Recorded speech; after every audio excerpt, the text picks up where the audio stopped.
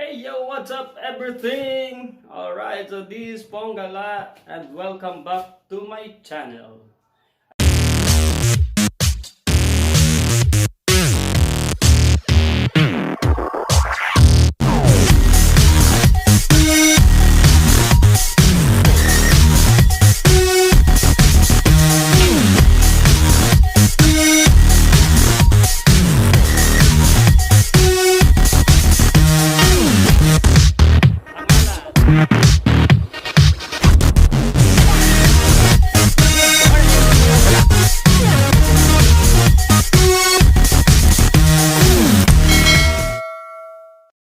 Today guys, we will be doing another video and we're gonna be doing a harvest.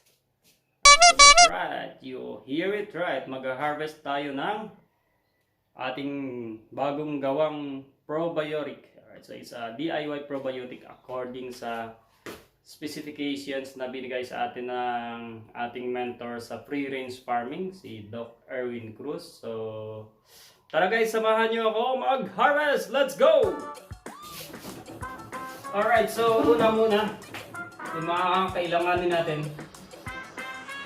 plastic bottles, yung mga hindi na nagagawa. So ito yung ginamit nating sa part ng ingredients natin sa formulation ng ating DIY probiotic. Of course, so yan, mga empty bottles kung saan natin ilalagay.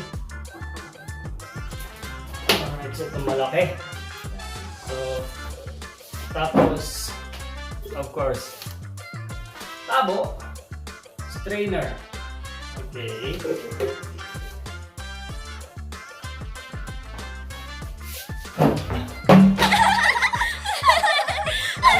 Ito pa, nakalimutan natin, in goods panel. So, subukan muna natin ito guys. Ang dami nitong tali.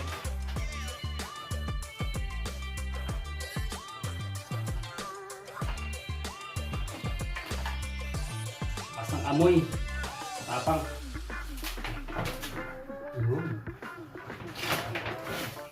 Alright. Oh. Gagamitin itong strainer. So, tatanggalin natin yung mga puting para mga bubble-bubble sa taas.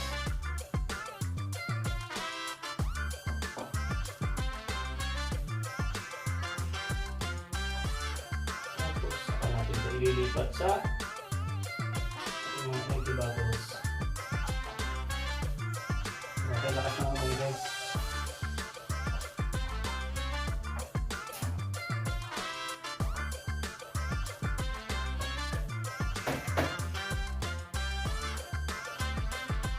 Papang.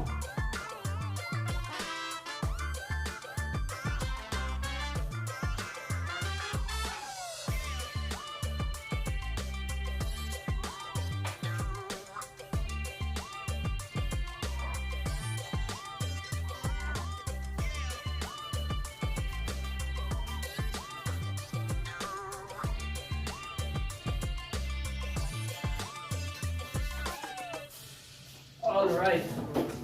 Yun, so we'll see kung gaano kadami yung ating mapuproduce sa ating isang formulation. Isang gawaan.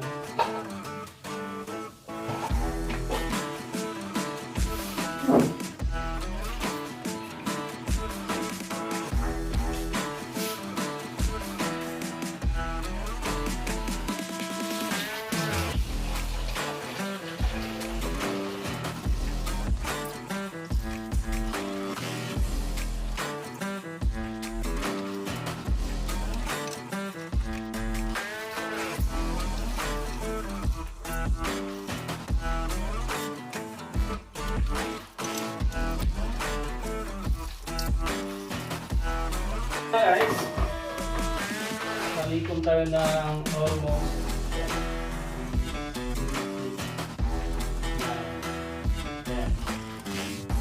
around 20 liters. Around 20 liters ng DIY probiotic. So, bawas yung mga tapon. But anyways, this will last us siguro. Sabi ni Doc Erwin, yung isang ganito pag na-store mo na maayos, will last you 3 to 4 months. It's okay.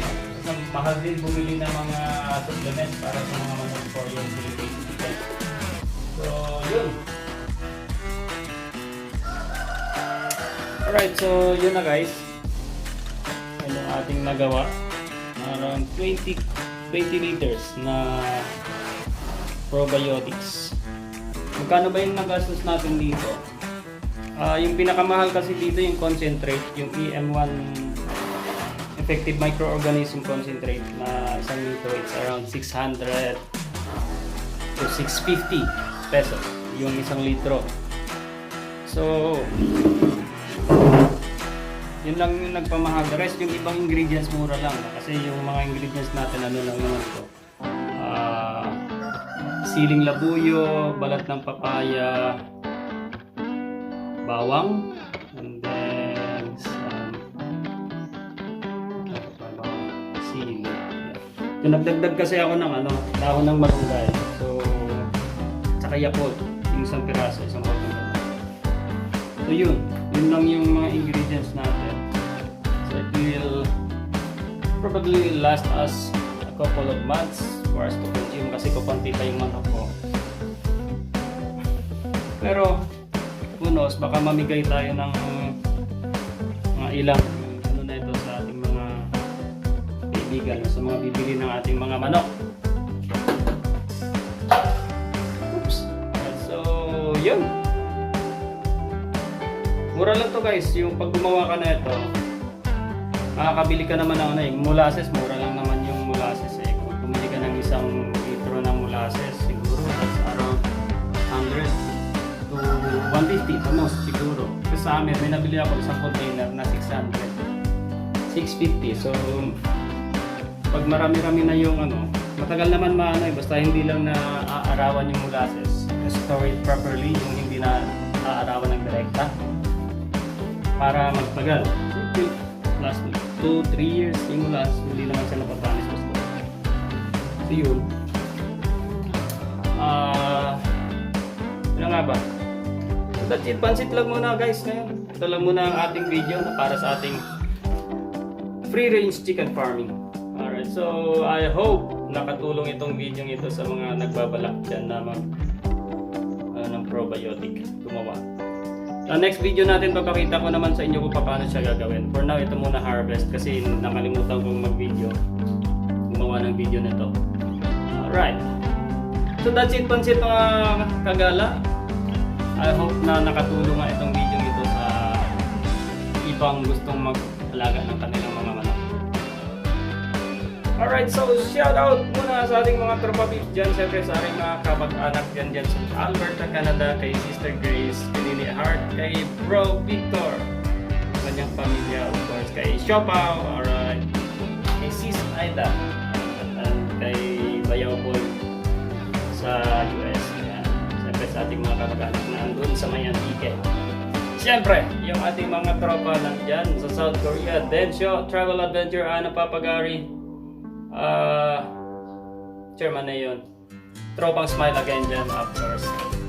At sa ating YT friends from Team Friends, Team Neutral, Longo Group, Kabahal, Team PT Joiners, Team UK, yan. Alright, sino ba ba? Yan, Bossing Pudik at sa lahat ng mga kaibigan natin sa Team PT Joiners. That's it, pansit everything. Stay safe everybody, and God bless. This is Pongala. Bye everything.